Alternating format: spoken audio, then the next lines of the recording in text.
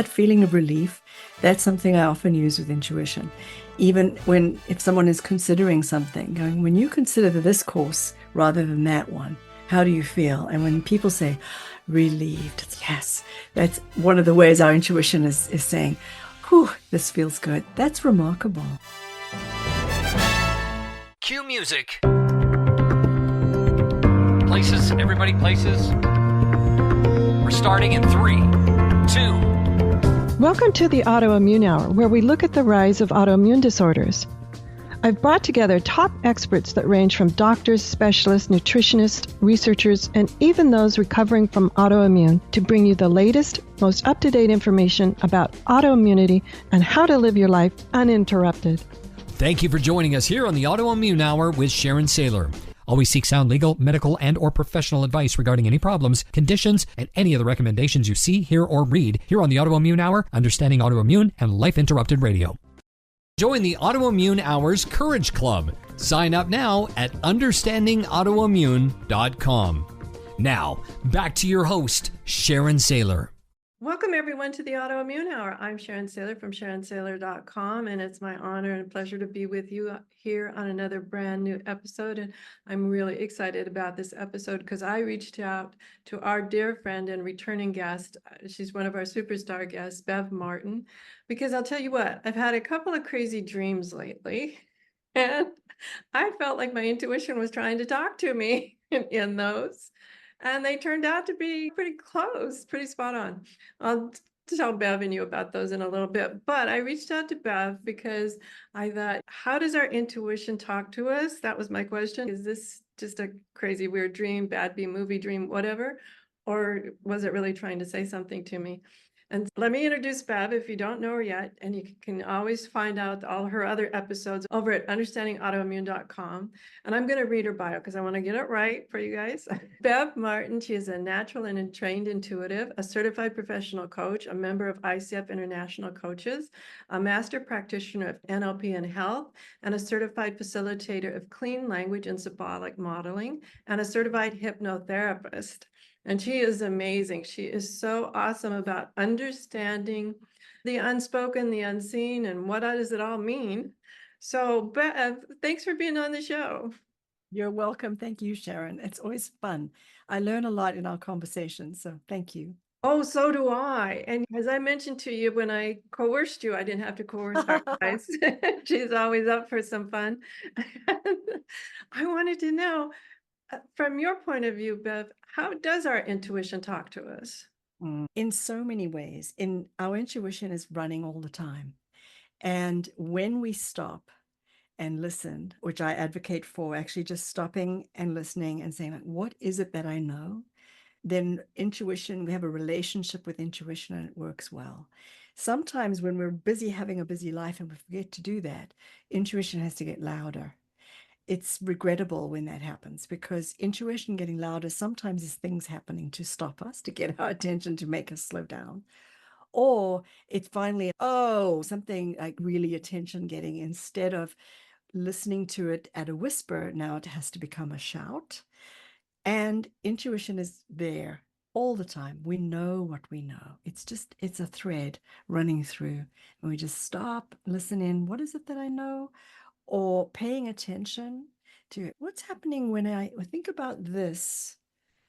My gut got tight. What's that about? Intuition is working all the time, and it's a smart idea to listen. So it can be something besides that small voice in your head saying something that you're like, what? Yes. Oh, yes. And can be synchronicities. And at night, so often a dream can also be a way of our intuition reaching us because we're in the best position.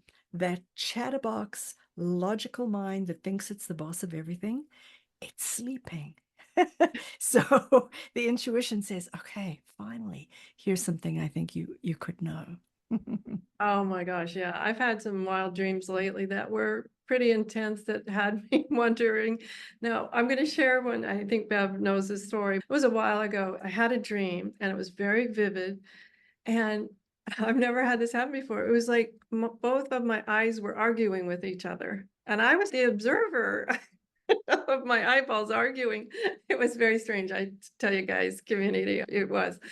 It drilled down to this concept of the right eye was mad at the left eye, and it kept saying, you should have seen it coming. You should have seen it coming. I woke up with a start, one of those times where you're like, oh, wake up with a start. And you're like, wow, that was interesting. I felt relieved afterwards for some reason. It was just like, okay, I guess that needed to be said, whatever that was. Wow. Amazing. And I think that feeling of relief, that's something I often use with intuition. Even when, if someone is considering something, going, when you consider this course rather than that one, how do you feel? And when people say relieved, it's yes, that's one of the ways our intuition is saying, whew, this feels good. That's remarkable. Yeah, it was strange. My eye doctor confirmed there had been a change to my eyesight afterwards, Wow. which thought was rather strange. And I did tell the eye doctor the story, and she says, that's one of the weirder things I've heard, but I can't say that it didn't change your eyes because here's the proof. Wow. I love it. Amazing. Dreams are remarkable as a way of getting our attention. We can solve a problem in a dream. Apparently, the person who invented the sewing machine was trying to figure out, that everything else figured out. This was whenever in history, a long time ago, and was trying to figure out how the needle worked, because most needles, the part that you thread was at the top and the pointy end was at the bottom. And this was a real challenge to how to automate a needle like that. And apparently, if I think hard, I'll remember the name of the inventor, had a dream in which he was surrounded by villagers who were going to spear him. And he noticed that the spears that they had, the hole was at the bottom. And it was like, bingo, solved the problem of inventing the sewing machine. So often when our conscious mind is like noodling on something in the peacefulness of the dream state, when we're not thinking too hard, but we're actually in a different state, these ideas come. My husband had a dream solve a problem that he didn't even know he had. So quite some years ago, we were living in this house. He gets up in the morning and he says, I've just got to go and look in the garbage. I'm like, okay. He goes and digs in the garbage, lettuce leaves, banana peels, not a fun little dig. There's his wallet. He had a dream that said, you threw away your wallet. It's in the garbage. He didn't even know it was missing. And the dream said, go get it. Like, how does that work? I don't know. Is that intuition telling us that you threw away your wallet? I think it's the unconscious mind. Sure. So what I love about the fact that he wasn't thinking, where did I put it? He was not involved at all. That deeper sense of intuition and the unconscious mind that must have been there when he accidentally tossed it in. We're just like replaying that to him, fortunately, before the big truck came and took the garbage away. I just have a quick question though. I know I've had NLP training too, so I just want your insights on this. I remember vaguely, they were talking about how our eyes see it all and our brain gathers all that data, but I'm butchering this, but basically we only filter out what we're using right then and there. So if you needed to remember all the license plates in front of you while you're driving or something, I guess that data is there, but it's a matter of data recall. It's too much information, yes. And yet it's there. So in hypnosis, I think the same thing happens where, say, we've seen in the crime dramas when you do need to recall the name of the license plate. Apparently, it is possible for someone in deep hypnosis to go through those steps and recall the bits that the logical mind has filtered out as unnecessary. We're remarkable human beings. We really are remarkable. And so I think the dream state is a friendly place in which the unconscious mind can give us a nudge, can give us insight about something or heads up about something, or even a dress rehearsal. There's been stories about people when they come to an event in the real life going, oh, I remember this. This is what I did in my dream. And it turned out well. So it's fascinating. It's beyond fascinating too, because I guess how do we filter out? I know we're talking about intuition too, but I love this dream idea. Maybe they're all useful, but the scary, yucky dreams versus the playful, whatever dreams versus the ones that are useful. Obviously, the wallet one was pretty intense. Pretty practical. Yes. Yeah. Yeah. I've had practical dreams too. I'm curious, Do we have to sit there and mull over the ones where, whoa, I don't know if that was one of a scary roller coaster ride. Maybe I don't want to relive that one or something. Probably not. Because sometimes my understanding is, and I'm not an expert in how the mechanics of the brain, but sometimes it's a way to like discharge energy that was built up during the day. And I think dreams use metaphor, and I love metaphor. A dream can like discharge energy. Say we really did want to punch someone in the face, right? We don't have to actually do it if in our dream we get to do it, or we get to see it being done and have, whew, I'm happy to have had that happen, even though no one got harmed in the course of this thing. So I think it's just, it's energy that wants to go in a certain direction. It uses metaphor to get our attention. We could be curious about the metaphor. I wonder what that means. What else could it mean? And I'm careful not to say it has a meaning as if it were to portend anything, even though a dream can often give us a hint of a future event. We don't want to be like, what does the dream mean? But really, what does it mean to me? There are people who do specialize in helping someone unpack a dream. And they're very careful also not to say your dream means, but to say, if it were my dream, I would wonder about that fox. Or so it's almost like using symbolic modeling, metaphor work to unpack a dream. I find this fascinating because I've told the story numerous times on the show about I kept going mulling over, should I fire this doctor or not? Should I fire this doctor or not? And then it was just this little zap. I just find this fascinating that listening to ourselves, trusting Yeah. ourselves, being safe within ourselves has been critically important to my healing and my understanding of all Absolutely. sorts of things. Is that even like intuition poking us? I believe so.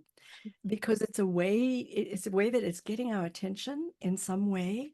It's a friendly place because it's just a dream, but we're paying attention to something in a way that maybe we couldn't attend to in our regular working day.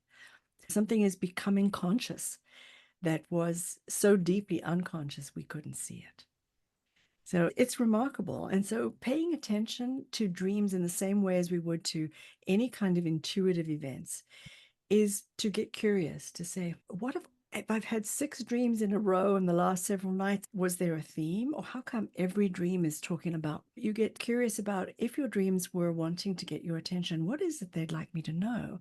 And you can ask them in the same way, even if the dreams are unclear to you, but you feel like something's trying to get through to you, you can interview your intuition or your unconscious by asking, what is it that you'd like to have me know? Of course, by them, I would ask spirit guides and teachers, but it's the same idea. I believe there's a message for me somewhere and I'm battling to get it. What is it that something greater than me would like to have me know? What would I like to have myself know? Many years ago, there was a time when my own brain was in great fear. I was in lack consciousness and very concerned, and I was really looking for a rescue. And my rescuer was on their way. And the night before the rescue, my dream showed me what in South Africa we would call a ladder in your stocking, but here we call it a run. Mm. And it showed me a run. And it just, in the dream, I knew, run from, this is not a rescue, run. In the dream, I was trying to mail letters and all sorts of shenanigans was happening with that. But that whole thing was run. So even though here came the rescue, I knew to say no. And thank God I did. So that was just from a run. And my sense is there must be a part of us that already has that knowing intuitively that the dream comes and confirms. I think it's seldom that something completely out of the blue would come in a dream unless some part of us was open to it or had considered it as an option. Sometimes my dreams, though, are I'm not clear what they're talking about all the times. And I like the idea that you said, interview the dream. They'll come in such a metaphor. Like I'm Right. thinking about the idea of run. Now, you and I are obviously, I know you're younger than me, but same age where there were things such as stockings. The younger people, I don't know if my granddaughter would even know what they were, nor Right. understand the word run. Yeah, so it will be subjective. In the same way, I feel like your intuition talks to you in your language. It would be that way for you, or an image in a dream that would have a certain meaning from an experience. At pivotal times in my life, I noticed a theme in the dreams, and these dreams might have been 5, 7 years apart. But I thought, so do we have time? Shall I Sure. go into it? Yeah. So I noticed that whenever anything big was happening in my life, I dreamed of big animals. When I was changing my life considerably, making a huge change, my dream was of trying to get a baby elephant across a busy main street. And I was battling with this Ellie, and he was having a ball. And so, like, significant dream. And then all went well, but I was aware of, okay, this is the enormity of the change you're making. It helped a lot to have the dream. And then years later, almost forgetting about the elephant dream, when I moved to the United States and I wasn't allowed to work until I got my green card, I dreamed of beached whales. However, they were colorful, smiling, like they'd been painted by a child. And so for me, it was like, okay, so this feeling of being beached, but it's okay, right? The whales are happy. They're like lying on the beach going, this is fine. So it was like interesting to me. And then not that long after, I dreamed of an orca. And I had met my now husband, but he was my boyfriend at the time. I dreamed of an orca jumping out of the waves and spinning and splashing down. And in the dream, my family and Jim's family were watching this amazing spectacle and just enjoying it. And I woke up, I thought, oh, we're going to have He's the the wedding. one. It's the wedding, and he's the one. And both of our families. So another big animal. So I watch out for any sizable animals in my dream, and I pay extra attention. So you can look for a theme. You can look for the feeling you have when you wake up. Now, sometimes a yucky dream, you wake up with a yucky feeling. Yes, I've had those before. What the heck? What was that? Did I have a cheeseburger before I went to bed? And some of those factors could come into play. But I would say if you are left feeling uncomfortable or unsettled, sit with your intuition and interview it. Is there something I could know, something I could take away from that, or was that just a bad night? Wow, that's fascinating to me. How we're supposed to just know, and they can come in so many different ways. I love that you saw the pattern of the big animals seems to be tied to big change or big events or big decisions in your life. Wow, that's fascinating. I am fascinated about all of this. We need to take a quick commercial break, and when we come back, we're going to talk to Bev some more just about how do we know our intuition is trying to talk to us. And I love this idea that dreams too, because I lately have been having some pretty amazing ones myself. So we'll be right back. The Autoimmune Hour will return after these messages from our sponsors. It's great sponsors like these that keep this show coming to you every week. Be sure and stop by understandingautoimmune.com to learn more. Times TV. Imagine becoming a super influencer. Reinvent yourself, invest in your brand, and then manifest your success with a robust spheric approach. Times Media and Broadcasting offers a unique and multifaceted way to become the spiritual and conscious influencer you deserve to be by putting your message across our powerful platform with its proven record of integrity and excellence. Through our produced shows, Times offers the opportunity to become a social media TV personality, a radio show host, an Times magazine columnist, and a syndicated podcaster, all in one shot. By live streaming your show on Times TV and broadcasting it across the extensive Times radio and TV networks, you become more than a host. You become an ambassador and a force for positive change. Times. Open yourself to the possibilities. If I could be you, and you could be me for just 1 hour. If we could find a way to get inside each other's minds. Walk a mile in my shoes. Walk a mile in my shoes. Well, before you abuse, criticize, and accuse, walk a mile in my shoes. Welcome back, everyone, to the Autoimmune Hour. I'm Sharon Sayler from SharonSayler.com, and of course, understandingautoimmune.com, where you can find over 480 plus episodes of the show. Today is really about, can our intuition talk to us, was my main topic. And I wanted to know also about, can our intuition come through dreams? Because I've had some pretty crazy dreams lately. And I was just fascinated by all of this. So let me reintroduce Bev really quickly. Bev Martin, she's a natural and trained intuitive, a certified professional coach, a member of the ICF coaching professionals, as well as a master practitioner of NLP and a certified facilitator of clean language and symbolic modeling, and a certified hypnotherapist.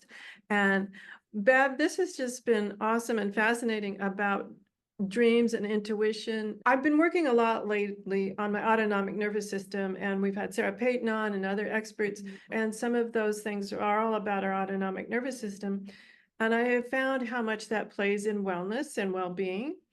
And if that is dysregulated for any reason, things might not be going according to plan.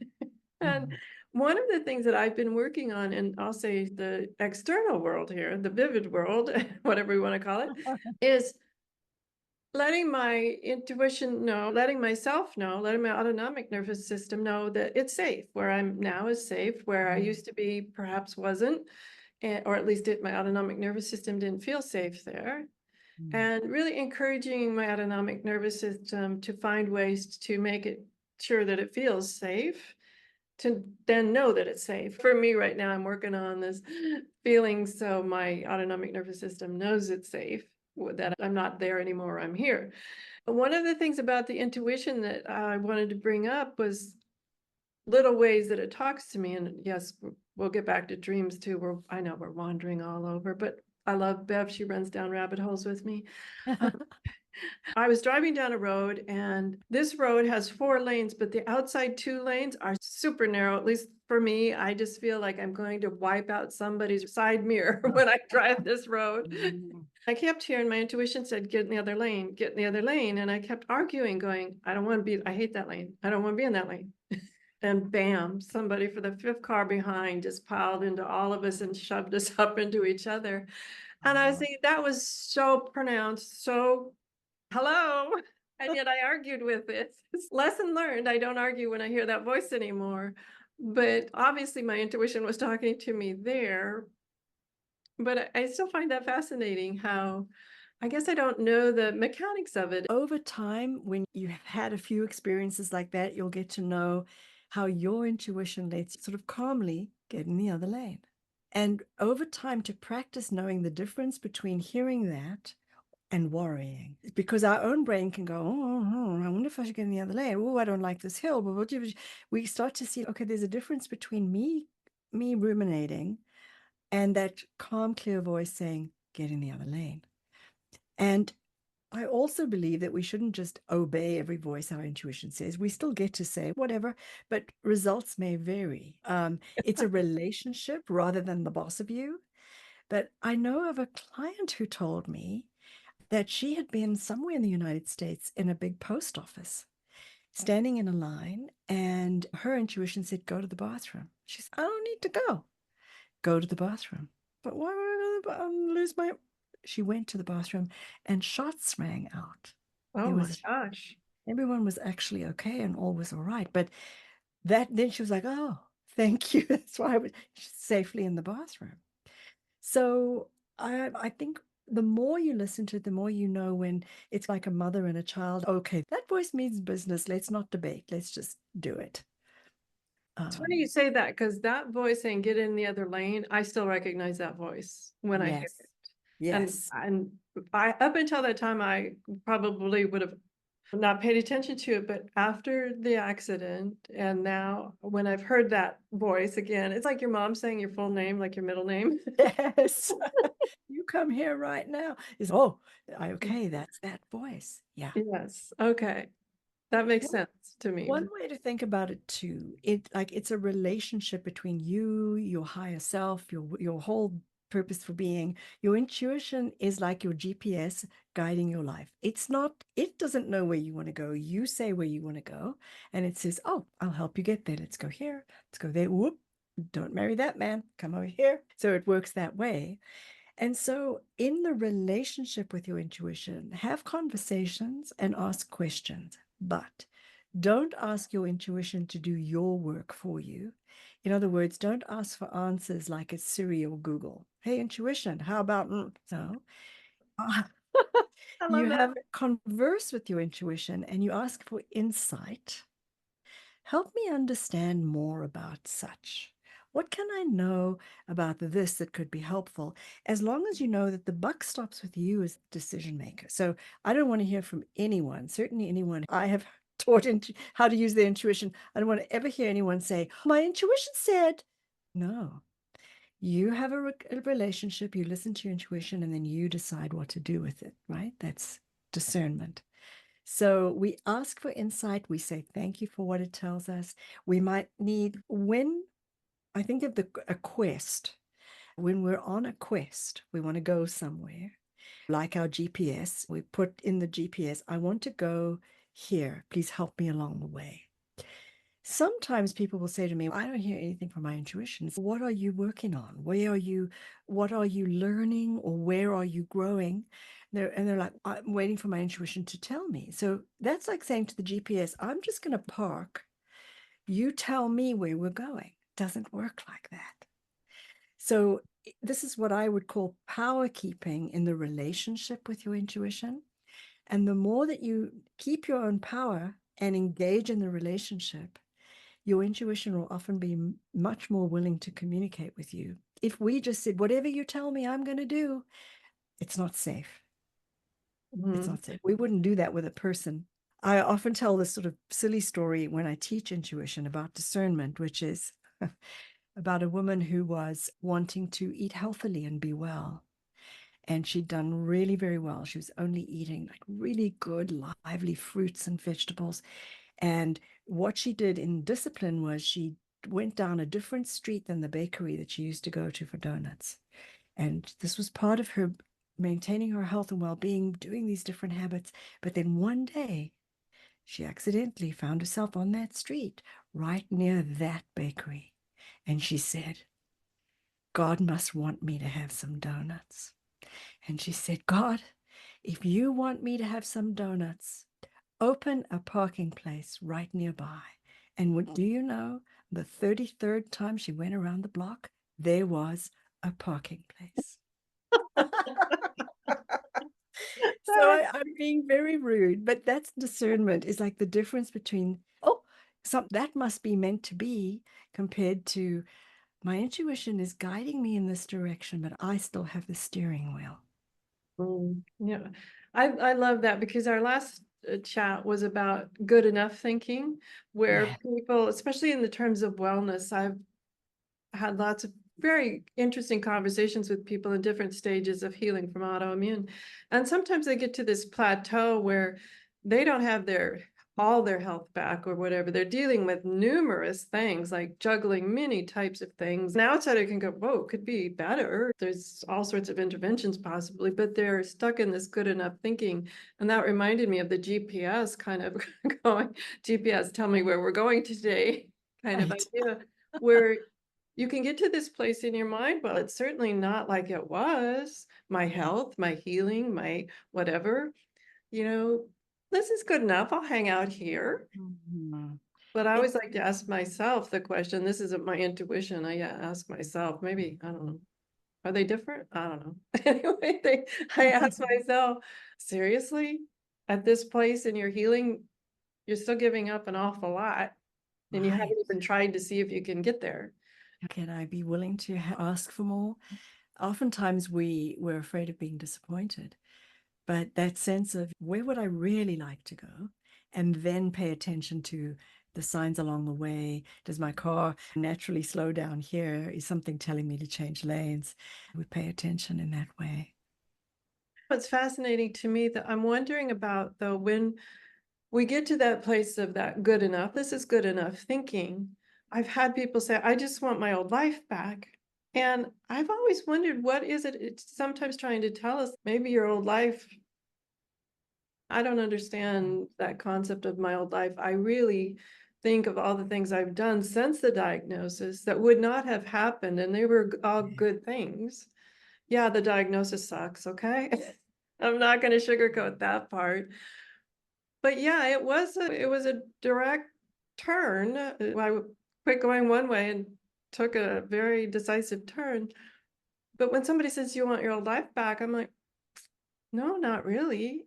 I Staying. wouldn't have met all the amazing people I've met. I wouldn't be doing the show. Mm, It's just yeah, amazing to me.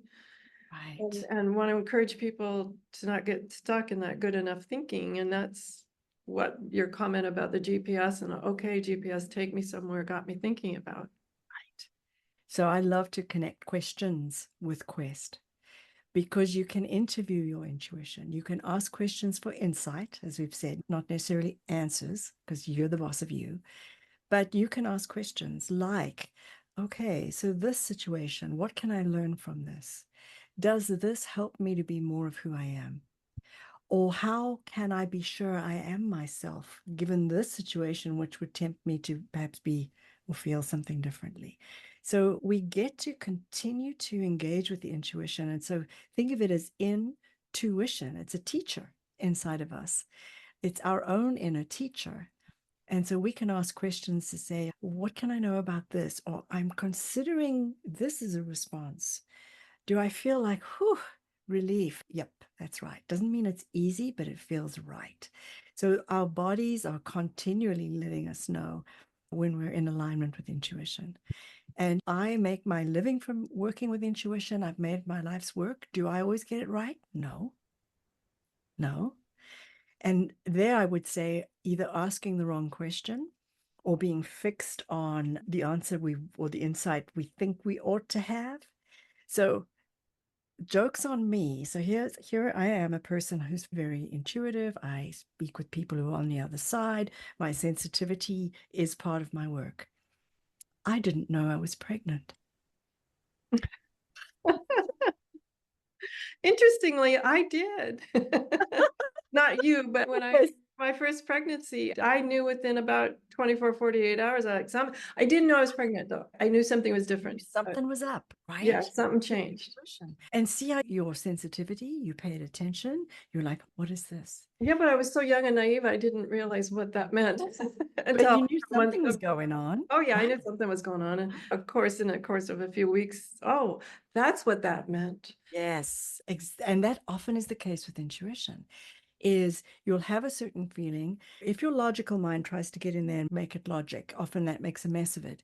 But afterwards, we'll be like, oh, that's what that was about. Or so we can have rear view, more accuracy in hindsight, but that's also useful. So then the next time you have that sort of feeling, you go, hang on a minute, what's going on here? You ask a question of it. So, like for me in that instance, I kept justifying. We'd flown to South Africa. I kept thinking, man, I feel terrible. I've never had jet lag like this before. Had I asked, is this jet lag? No, I kept going. I kept justifying it. And then it was time to take malaria tablets to go into an area to go to look for wildlife.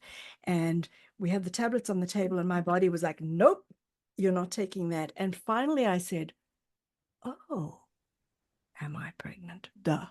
Just a reassurance to everyone who's using your intuition. It's not completely foolproof, especially if the logical mind wants to be smart.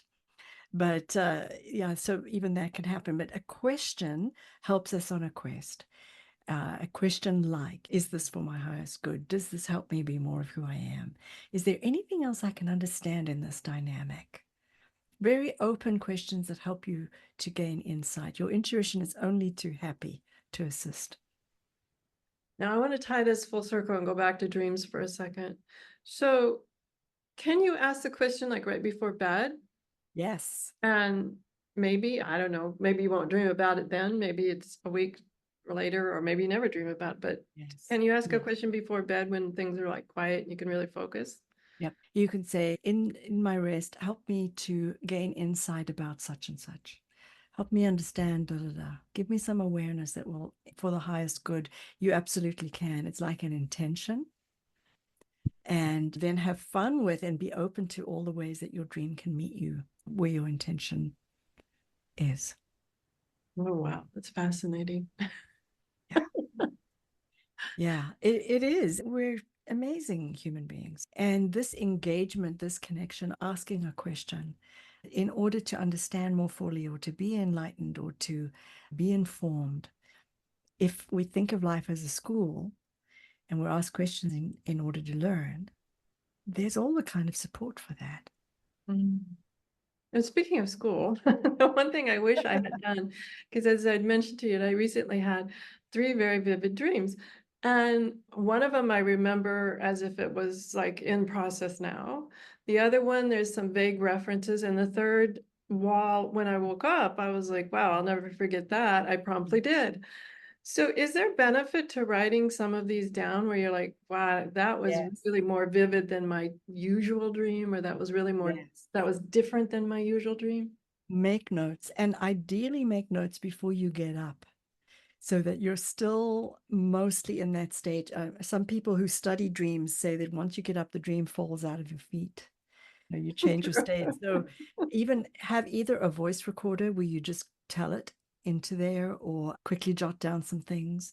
Or if you have someone who's a good dream listener, in other words, they just listen, tell your whole dream because you'll hear yourself tell it and you'll hear yourself say, oh, this detail or that detail. But writing is excellent because you can always go back to it. So funny you say that. About 4 months before my first grandchild was born, I had a very vivid dream, very vivid. It was like a whole children's book in my head. And so much so that about 2 a.m. I popped out of bed and Bev, I kid you not, I went and looked up the URL because the name of the book was in my head. It's Pinky Chenille and the Rainbow Hunters. And Love Pinky's it. become a thing. We're writing a second book now. And it's so funny. What happened, guys, is I wrote down the story in my head. I wrote it all down after the .com was available. I don't know. That's things that I'm thinking 20 years ago, 30 years ago, we wouldn't have done that. But anyway, I guess I wanted to look it up because I'm thinking, oh, that was a great story, thinking that I had unconsciously seen it somewhere or something. Wow. But what was fascinating to me was the whole story was in my head, but then actually putting it into play was not as easy as it sounded in my head. It took 4 years for the book to come to life. Yes. And I'm thinking about that is in our own dreams when we come up with these things. Like I said, Pinky Chenille in my head and what I wrote down was a great story, but it was not a great children's book. And so that's fascinating to me how like the idea was good, the base was Yes. good, but it Yes. needed all this extra fluff and work. Yes, and bringing it into the world into a certain way. Well, I Yeah, think there are people like a lot of musicians will say they'll wake up with a tune and get up and write it down or capture it in some way. So I love that not only did you capture your Pinky Chenille, here she is out in the world, came to you in a dream. Wow. absolutely. Wow. Absolutely. What was interesting is I didn't even know that I was having a granddaughter. And in the story, there was a little sidekick, a little girl sidekick to the story. Wow. And that was so fascinating to me. But like I said, the dream was all there. It was very clear, at least I thought it was, but actually to bring it into reality was a whole different ride that I hadn't expected. A Yes. lot of things, a lot of twists and turns that weren't really clear. Amazing. Yeah, you still get to navigate it, but I love how it arrived to you. I'm thinking of this idea of what if a dream, could we miss its meaning? And I was noodling on that and then thinking about firstly how specific a dream is to our own lexicon, which is the same way spirit guides talk to us.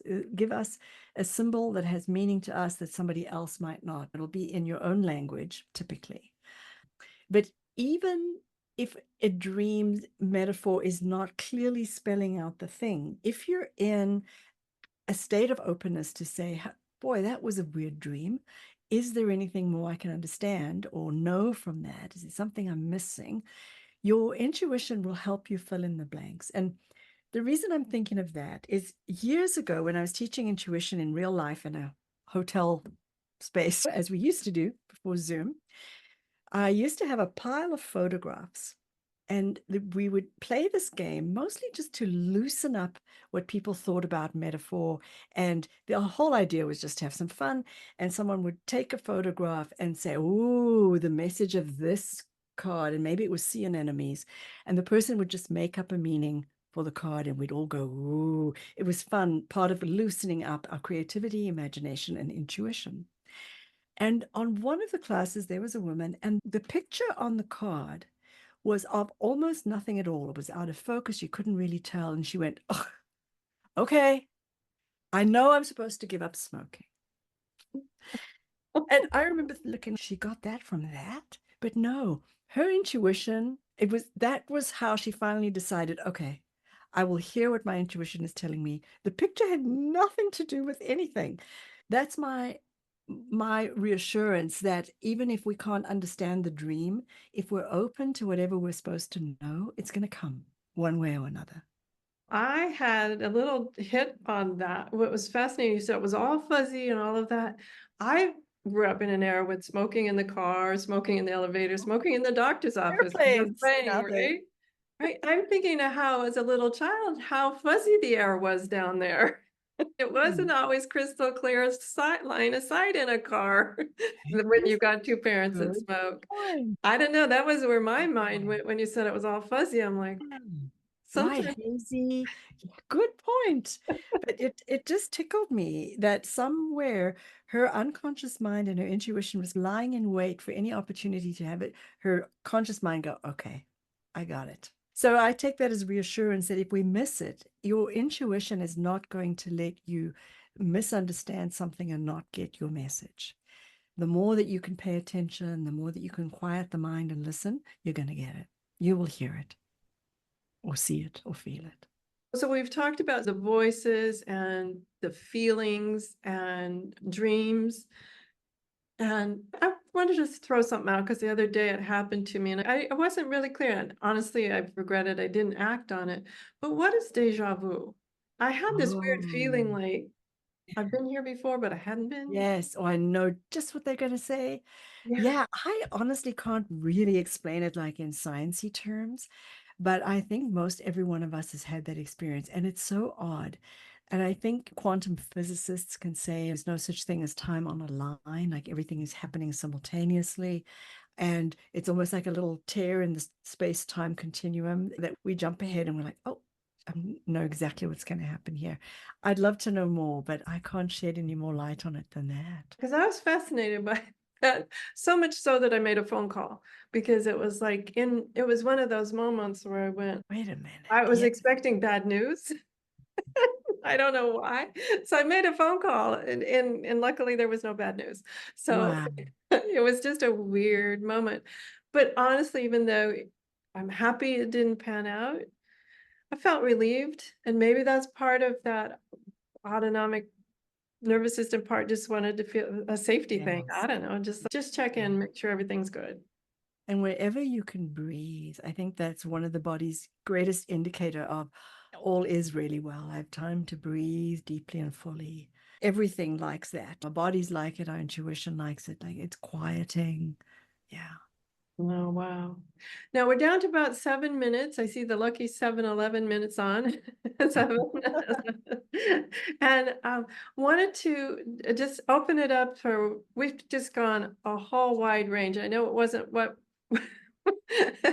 I laid the groundwork a little bit for Bev, and as usual, we just went down numerous rabbit holes.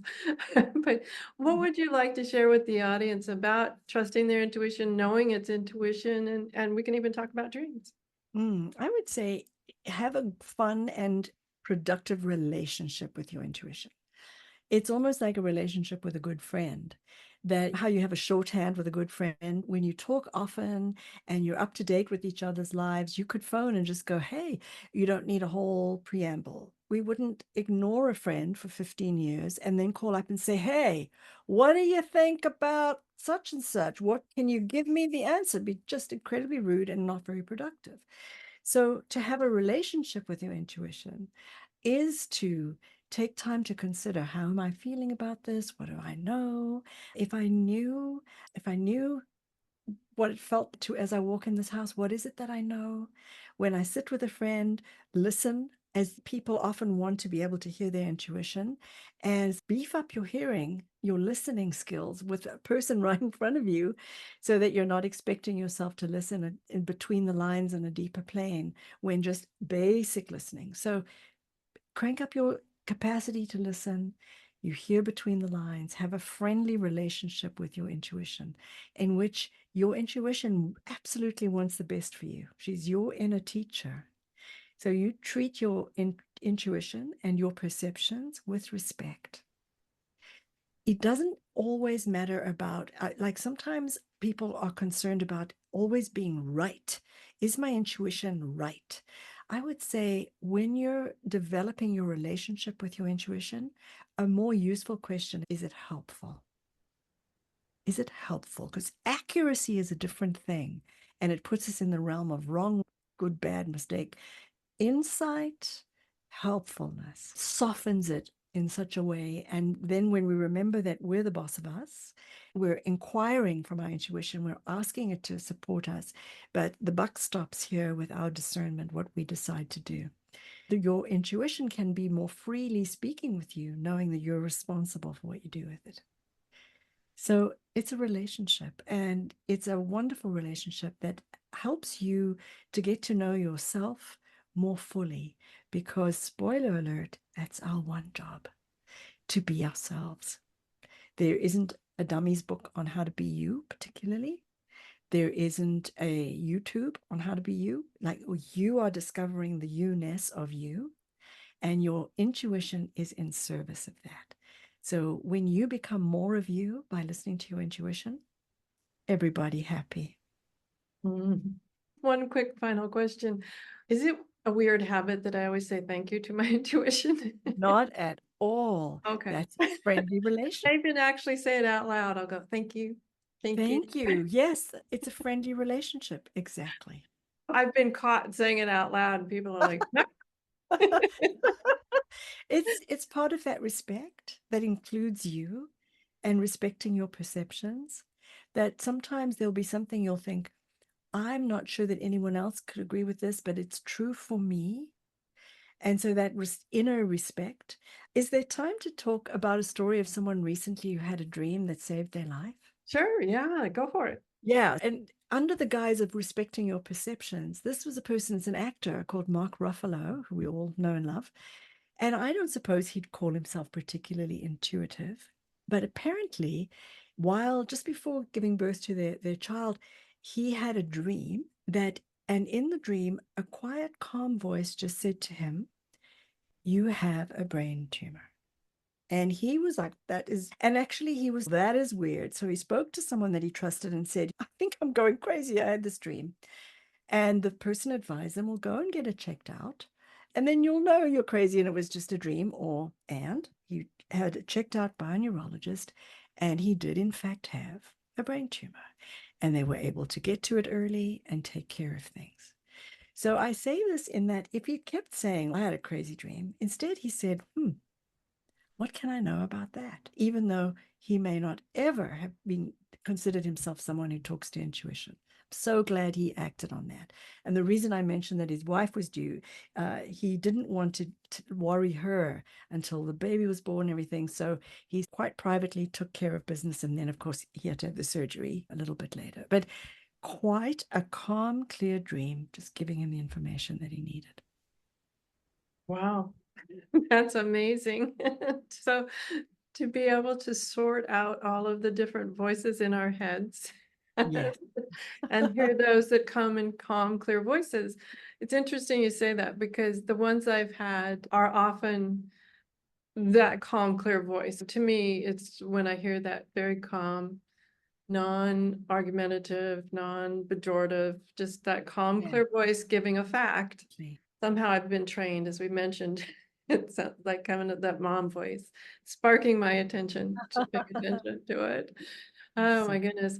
We're just about out of time, Bev. With you, I know we wander everywhere community, and I love that you come on these wandering journeys with us and just explore. Put in the comments here, if you would, some of your insights and moments of intuition. I'd love to read your stories that you have had moments where you heard that calm, clear voice and you went, aha, and acted on it. So, Bev, share how everyone could get a hold of you, your website, things like that. thanks, Sharon. Thanks so much for these. I'm always inspired by you. My website is www.bevmartin.com. And that's the easiest place to find me. And you can, when you're there, sign up for my daily words of wisdom if you like, or a handout I have, which is a way to ask yourself some questions of your intuition. So when you're wrestling with something, some guidelines about how to listen carefully to your intuition is working perfectly and can be improved. Absolutely. And Bev has been my dear friend and guide for a long time. So thank you so much for spending the time with us. And if you're watching this on YouTube, please do us a big favor. We're trying to grow the site.